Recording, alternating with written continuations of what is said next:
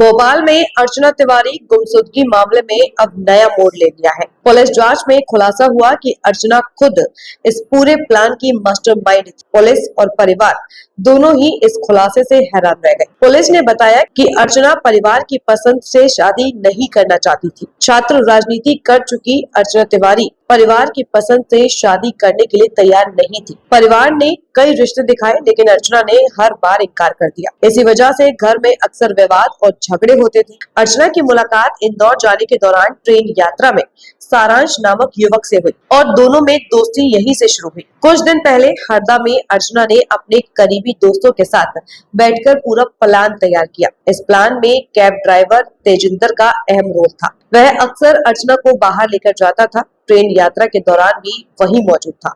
अर्चना Tiwari missing case को GRP police ने सफलतापूर्वक सुलझा लिया। हमारे साथ जीआरपी अधीक्षक हैं राहुल कुमार जी। सर, क्या कहिएगा, बड़ा केस सुलझाया आपने? बिल्कुल। अर्चना तिवारी जो 7-8 दरमियानी रात ट्रेन से गायब हुई थी, पिछले 13 दिन से हम लोगों की टीम जो है वो पूरी मशक्क़त कर रही थी और फाइनली उसको हम लोगों ने ट्रेस आउट कर लिया है और आज उसके बयान करा के और उसको हैंड ओवर करेंगे।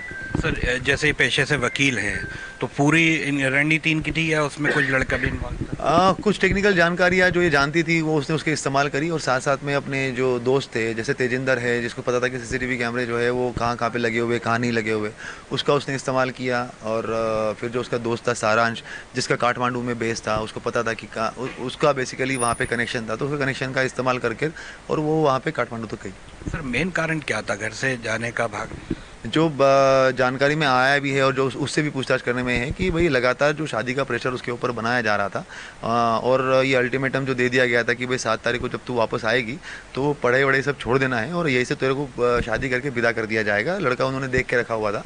तो इन लोगों ने जो है वो 5 तारीख को जब इनका परिवार के साथ में झगड़ा हुआ लड़की का, तो 6 तारीख को ये हरदा गई थी किसी केस के लिए। तो उस टाइम पर भी उसने तेजिंदर और सारांश के साथ में बैठ के बात की थी कि अगर माँ बाप नहीं मानते, उसकी माँ नहीं मानती है तो इस तरीके से हम लोग करेंगे।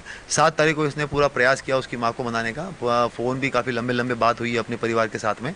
जब वो परिवार वाले नहीं माने, उसको लगा कि अब उसकी माँ जो है वो नहीं मान रही है और वो बड़े पापा भी नहीं मानेंगे, तो उसके बाद फिर उसके द्वारा जो है वो इस तरीके का कदम उठाया गया। तेजिंदर को जैसा आपने बताया कि अपराधी प्रवृत्ति का उसके ऊपर केस भी है, तो इनके टच में कैसे है? सारांश जो है वो तेजिंदर के साथ आमने सामने एक हॉस्टल में रहते थे। तो 2022-23 की बात है ये, और उस टाइम से ये सारांश जो है वो तेजिंदर को जानता था। जब सारांश की पहचान अर्चना से हुई तो इसको केस के सिलसिले में कहीं ना कहीं जाना पड़ता था। तो क्योंकि ट्रैवल एजेंसी में तेजिंदर काम करता था, तो इसने तेजिंदर से उसको इंट्रोड्यूस करवा दिया कि कभी भी तुम्हें गाड़ी की ज़रूरत पड़े तो इससे बात कर लिया करो, ये आ जाएगा, ये छोड़ देगा। इस तरीके से वो इंट्रोड्यूस हुई थी उसके। सर, क्या इस पे किसी तरह का कोई धारा है या कुछ केस? अभी तक तो ये मिसिंग पर्सन रिपोर्ट है, इसके अंदर बयान लेकर और अग्रिम कार्यवाही की जाएगी, मगर एक विधिक राय के लिए हम लोग भेज रहे हैं उसको कि अगर कोई ऐसा कोई सेक्शन बनता हो तो डेफिनेटली उसके ऊपर कार्रवाई करेंगे।